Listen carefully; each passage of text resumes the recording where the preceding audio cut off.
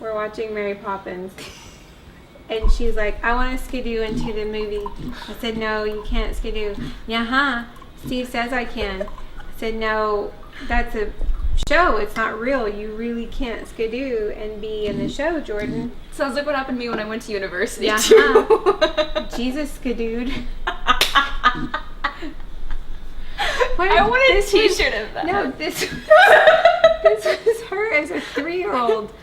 Jesus skidooed. Jesus skidooed.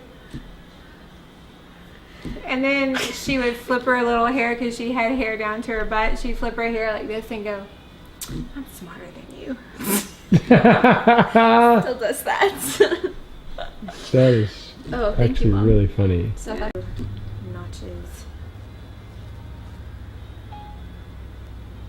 I love when I post something and lose followers. Ladies, anytime you're on. Alright. That stuff is spreading. It looks like. She's talking about my rash.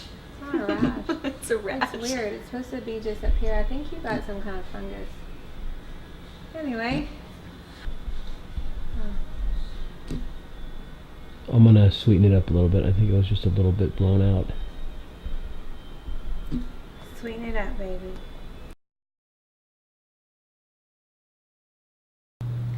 Hey guys, welcome to Fem Fridays. Today we're going to be answering all your questions and our first Q&A. So without further ado, What is your favorite fruit? for me personally, my favorite fruit depends on the season because I like whatever is in season. I think it's the most fresh and the most delicious at that point in time. So we've had a lot of wild pears growing on our property lately. Can't talk today. And so pears would have to be my favorite this particular season. What about you? My all-time favorite fruit, hands down, was a fruit we had in Jamaica called the soursop, and it tasted like a banana and a pear and an apple all in one. The texture was amazing. It was super juicy, and I literally ate them the entire time. We were there, all these little stands along the side of the road. We're picking them out of the trees and selling them. So I would have to say that's my favorite fruit. Question number 2 is, What is your favorite scripture? so my favorite scripture would have to be, I think it's Galatians 5:16, and I don't want to misquote it, so I'm just going to summarize it. Essentially, it is saying that if you invest in the spirit, you will not be tempted by the desires of the flesh. And for me personally, that's pretty moving because that means if I'm not consistently feeding all my cravings, like even down to food cravings or everything that I want to do physically, and if I'm focused on what's intrinsic, I am actually more capable and not as tempted by everything around me. I'm not as, mixed up by emotions. And so I think that's a really powerful verse and one that's impacted me the most personally. What about you? I honestly don't think I probably have like a number one that I've used on all of the kids. You probably heard me talk about affirmations before, and so one that I used on the children and still use on the children, actually, it's actually hanging on Xavier's wall, is I am fearfully and wonderfully made. I just think this is a powerful statement and an acknowledgement that you were created with intention, that you're one of a kind, and that there's purpose in your life. I like that. So the next question is, what is your go-to recipe for a quick, healthy dinner? That's actually easy for me.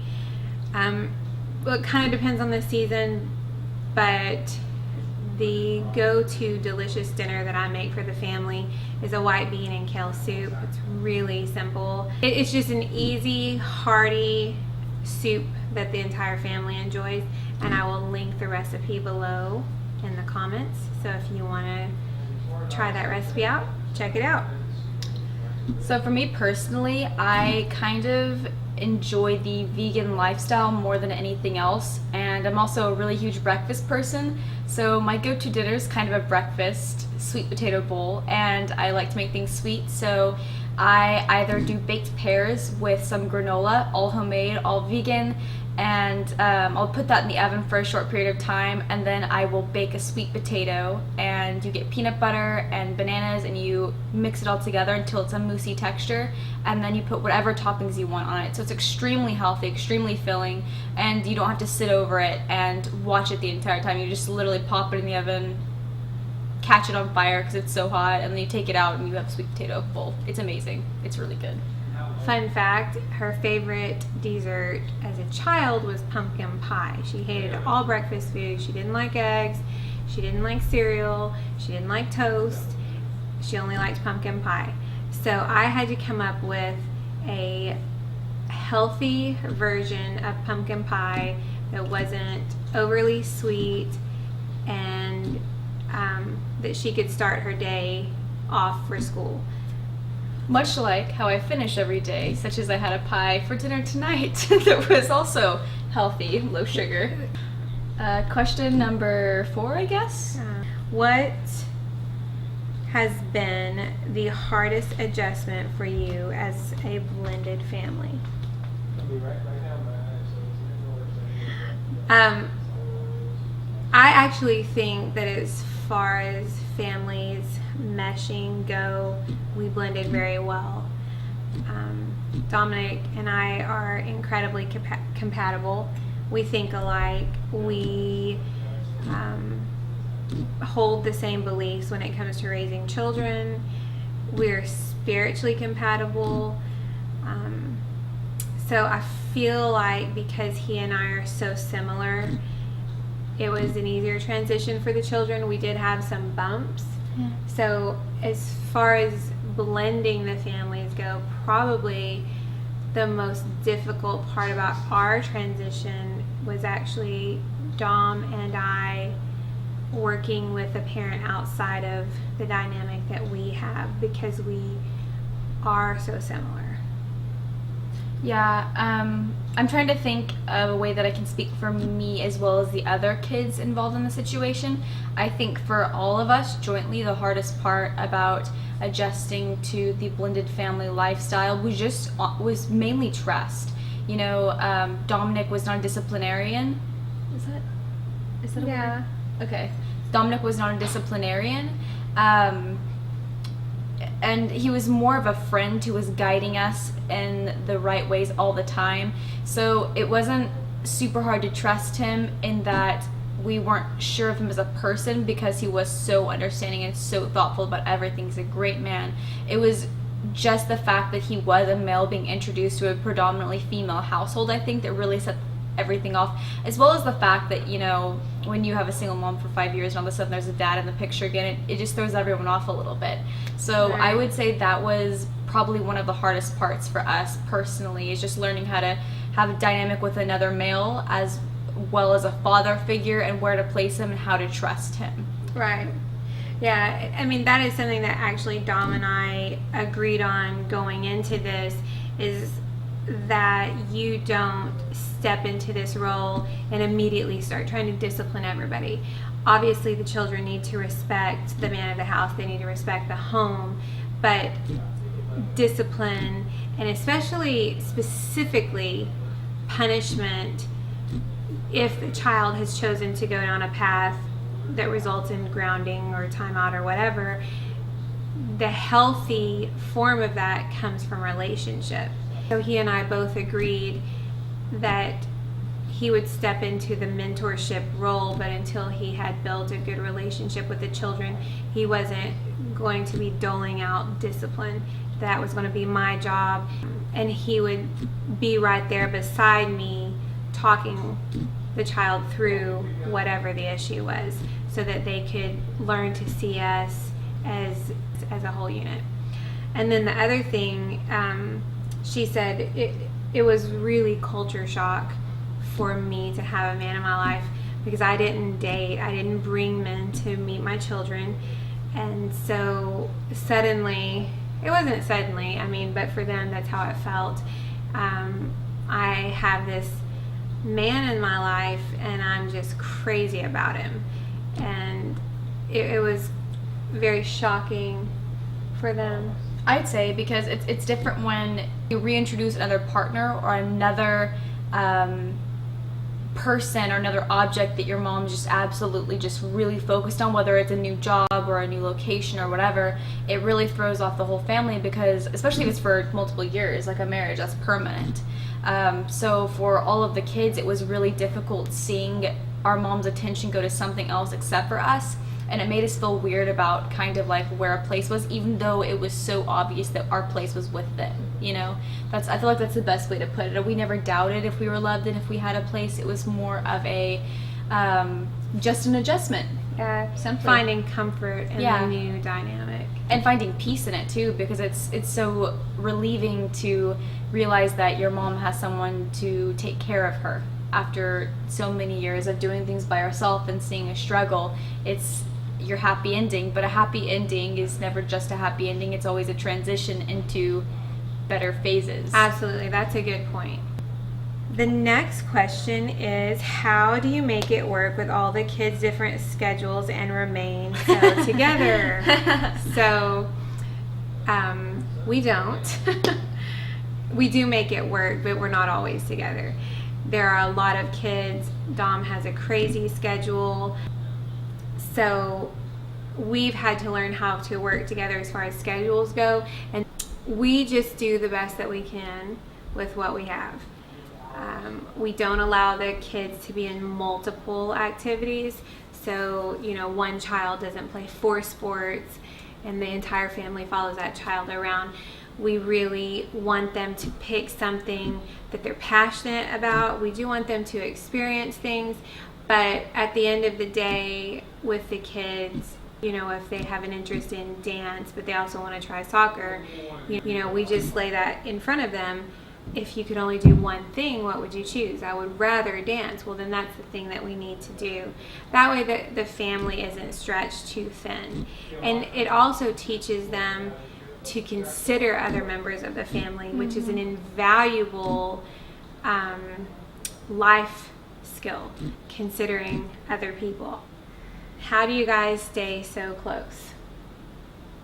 Like as friends? As a family. Just from my perspective, I always raise the kids, well, I mean, I've told them multiple times, I still tell the younger children, this family, this is your proving ground. This is where you learn to be in relationship. Some families treat each other horribly. I wouldn't speak to anybody the way they speak to each other, but then they go out into the world and they're very respectful and polite. You know, that doesn't work for me. This is where you learn how to live. So I don't allow them to put each other down. I don't allow them to put themselves down. I encourage them to have a good relationship with themselves, which inevitably, if you respect and love yourself, you will treat people around you better because you're not dealing with a bunch of different insecurities. So I think that's probably, for me, what I would say the number one is we are just, I mean, nobody's perfect, but we're just respectful in the home. I believe that one of the ways that we have been able to stay so close is, well, first and foremost, I'd say it's a work in progress, especially with me and my sisters, because sisters are always up in each other's businesses. That's the best way to put it. We're always sisters are always up in each other's business all the time.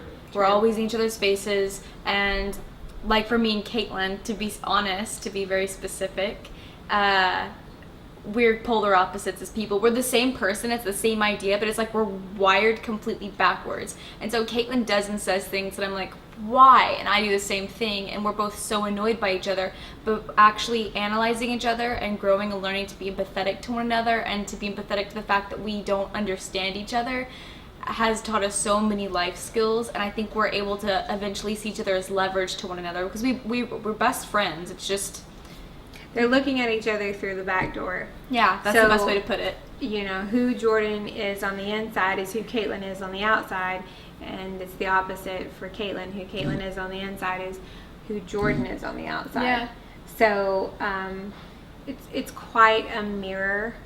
You know, if there are little things that you don't like about yourself, and you're seeing the other person project them outwardly while you're trying to hide them, that's a bit frustrating. Yeah, but it's a bit aggressive. The key is that they have learned and are still in the process of learning how to respectfully address their disagreements. Instead of ignoring them and acting like they never happened, they're learning to listen and to say the hard thing because it's honest. Yeah. And still love each other through it. If you can't be honest with the people that you're in a relationship with, you're really not in a relationship. I mean, honesty and vulnerability are keys to an intimate, loving relationship. Okay, last question is, how do you find valuable friends? You want me to go first? Yeah, go ahead. Okay. I think the number one way you find valuable friends is to treat yourself as if you're valuable, because what you project into the world is what you attract. If you respect yourself, if you love yourself, if you value your time, then you aren't going to waste time filtering through relationships that are an emotional and mental drain on you. So that's probably... For me personally, I am not ever the person that's gonna have like 30 different friends or 10 different friends. I'm usually like She just likes to hang out with me. I literally can't get rid of her. Yeah, I love my family. I spend most of my time with my family, but I do have a handful of friends that I do visit regularly that I find very quality and very valuable. My biggest lesson probably in finding valuable friends is to not judge a book by its cover, because a lot of the time, like I was talking about with Caitlin earlier, you don't like people because they're mirrors of you, but sometimes that means you can learn the most from them, and they end up being the most quality and the most valuable friends because you're completely transparent when you're with them. A funny story that I had was I was in high school, and the entire time, I feel like basically 1 year of my high school career, I kept coming home and talking to my dad, and I was like, Dad, I can't find, like, I feel like I don't understand anyone and they don't understand me. I feel like there's no one in this school that's gonna be my friend ever. And he was like, Jordan, your best friend's probably sitting right in front of you. And I was like, no, there's literally no one. You don't understand. And I'm dating the guy that sat in front of me in class for 2 years. So, and he's a quality friend, I think, if I've dated him for over a year now. Personally, I think that warrants him to be quality. She's biased. I'm biased. No, but you get the idea. Like, there's always people around you that have little secret stories. You never know who's sitting right next to you. Really, you don't ever really genuinely know them. So I think it's important to give everyone a chance. Everyone who has something positive to offer a chance. Thank you for your questions. We enjoyed hearing from you. We'll probably do another one of these again soon with the other two girls. So until next time.